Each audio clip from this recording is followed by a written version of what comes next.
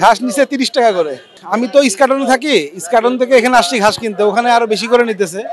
তো এখানে চাটাই কিনতে আসছিলাম, তো ঘাসটা দেখলাম অনেকে 30 টাকা করে নিতেছে, তাই নিয়ে গেলাম, 4টা নিছি আর কি। চাটাই চাইতেছে ওরা 200 টাকা করে, 250 টাকা করে।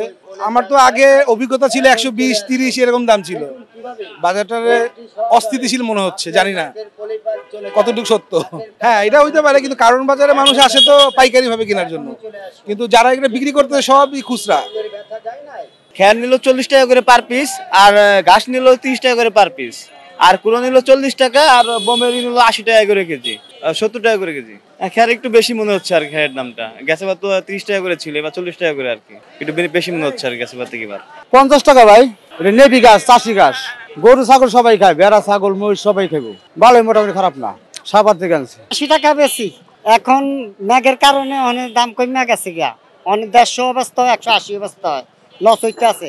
কিনা হয়েছে 210 টাকা, অনেক লস। অন কি করবো, থাইকা গেলে তো আবার 60 টাকা করে বেচন লাগবে ঈদের পরে। হ্যাঁ, 60-70 টাকা এটা ঈদের পরে।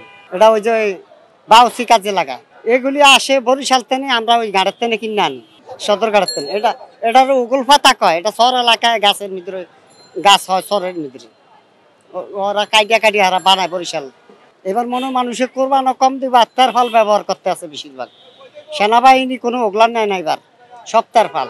এই কারণে হেরা তো নিত্যবিল্লা 100, 150, 200 অনেক হেরা আইয়ে না এবার, হেরা সপ্তাহের ফাল। এই কারণে ওগুলোর দাম কমে গেছে। আগে ছিল 200 টাকা, 220 টাকা এরকম নেওয়া গেছে, এখন 400 টাকা করে। ভাই দাম বাড়তি, কি করার কিছু নাই, নিতেছি।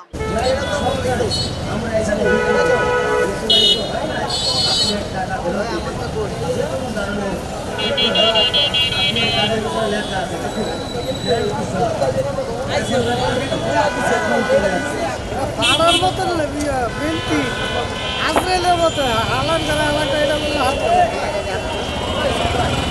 আবার রাখতে আমি এটা প্রতিষ্ঠা করি। যে কোনো ধরনের কিছু খাইতে পারেন না, দাবার দিলে ব্যথা করে, কিভাবে আপনি দাঁতের ব্যথাটা চলে যায়।